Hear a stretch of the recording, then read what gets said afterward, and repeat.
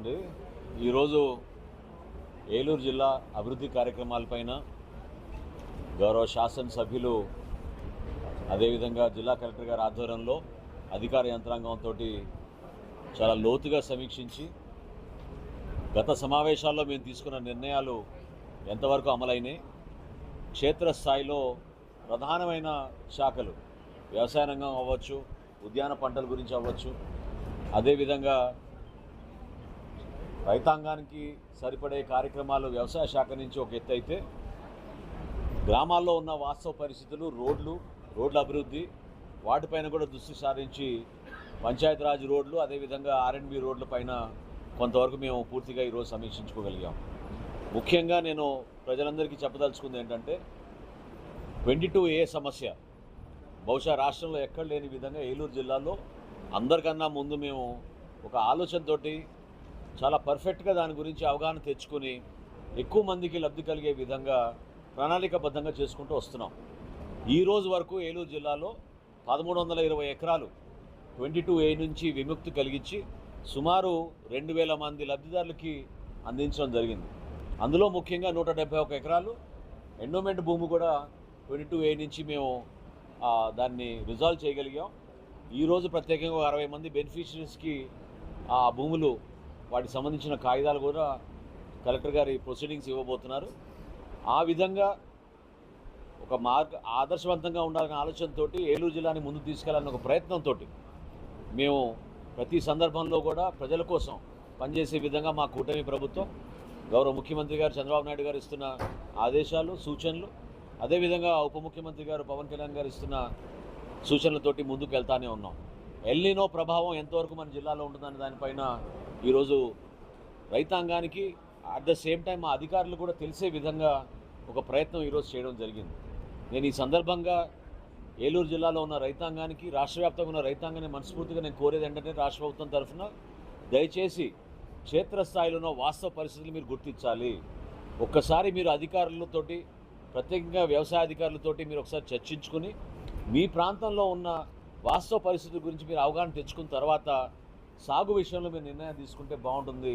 లేదా పంట నష్టం జరిగిందని తర్వాత బాధపడడం కన్నా ఈరోజు భూగర్భ జలాలు ఎంతవరకు ఉన్నాయి, మనకి శ్రీశైలం కానివ్వండి, నాగార్జున సాగర్ నుంచి కానివ్వండి, అక్కడ నీటి నిల్వ ఎంతవరకు ఉందనే దానిపైన మీరు కొంతవరకు సమాచారం తెప్పించుకుంటే తప్పకుండా రాబోయే రోజుల్లో అటువంటి పరిస్థితులు లేకుండా, ఎందుకంటే ఏలూరు జిల్లాలో 34% వర్షపాతం తక్కువగా నమోదైంది మనకి ఈ రోజు వరకు.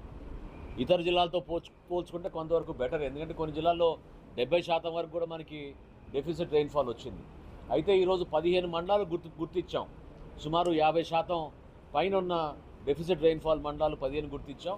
ఈ 15 మండలాలకి ఒక ఇంటెన్సివ్ ఎఫర్ట్, స్పెషల్ ప్రోగ్రాంలు పెట్టుకుని ఇమీడియట్గా వాళ్ళకి ఈ కిట్స్ మనం డిస్ట్రిబ్యూట్ చేసే విధంగా రైతాంగానికి అక్కడ ఆల్టర్నేటివ్ పంట వేసుకునే విధంగా ఒక అవకాశం కల్పించాలని ఈరోజు జిల్లా కలెక్టర్ గారి ఆధ్వర్యంలో ఒక నిర్ణయం తీసుకున్నాం.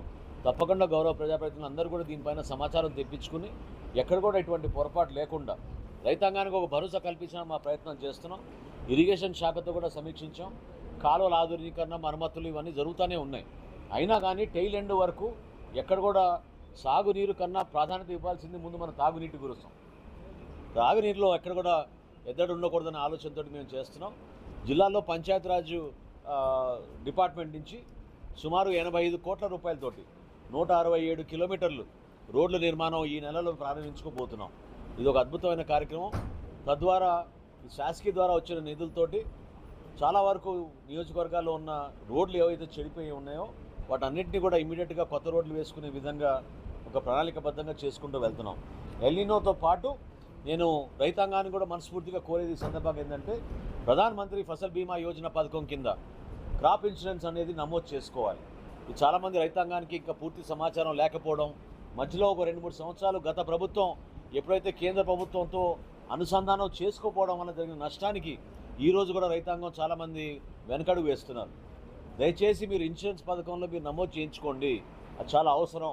పంట నష్టం జరగకుండా చూసుకోవాల్సిన బాధ్యత ప్రభుత్వానికి ఉంది.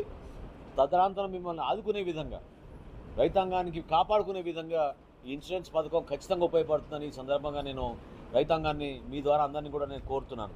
వీటితో పాటు మొన్న జరిగిన వరదల వలన అంటే మూడో ప్రమాదం వరకు మనకి హెచ్చరికలు వచ్చినప్పుడు కలెక్టర్ గారు, ఎస్పీ గారు అందరూ కూడా 2 మండలాల్లో ఎక్కువగా సుమారు 35 గ్రామాల్లో ఉన్న ప్రజల్ని తరలించి వాళ్ళని షెల్టర్లు తీసుకొచ్చి పౌర సరఫరాల శాఖ నుంచి కూడా మేము సరుకులు అందించాం. ఎక్కడ కూడా ఇబ్బంది కాకుండా చూసుకోగలిగాం. రాబోయే రోజుల్లో కూడా గోదావరి ప్రవాహిక ప్రాంతాల్లో వరద నష్టం జరగకూడదు, ఎక్కడ కూడా ప్రాణ నష్టం జరగకుండా, పశువులకు నష్టం జరగకుండా ఒక ప్రణాళికబద్ధంగా ముందుకెళ్లాలని ఈరోజు నిర్ణయం తీసుకుని దానిపైన కూడా మేము సమీక్షించామని ఈ సందర్భంగా తెలుపుకుంటున్నాం. ఈ నెలలోనే హౌసింగ్ పైన ఒక ప్రత్యేక దృష్టి సారించి సుమారు 17,000 మంది లబ్ధిదారులకి ఎవరికైతే ఇళ్ల పట్టాలు ఇచ్చామో వాళ్ళని ఒక డ్రైవ్ విధంగా ఐడెంటిఫై చేసి అర్హత లేని వాళ్ళని తొలగించి ఉన్న వరకు త్వరగా వాళ్ళు త్వరతగిన ఇల్లు పూర్తి చేసుకునే విధంగా దానిపైన కొంచెం లోతుగా సమీక్షించుకున్నాం. ఈరోజు గౌరవ మంత్రి గారు హౌసింగ్ మంత్రి గారు ఇంకో కార్యక్రమంలో ఉన్నందుకు హాజరు కాలేకపోయారు. కానీ ఆయనతో కూడా చర్చించి తప్పకుండా దానికి ప్రాధాన్యత ఇచ్చి ఏలూరు జిల్లాలో ఈ కార్యక్రమాన్ని ముందుకు తీసుకెళ్తామని ఈ సందర్భంగా తెలుపుకుంటున్నాం.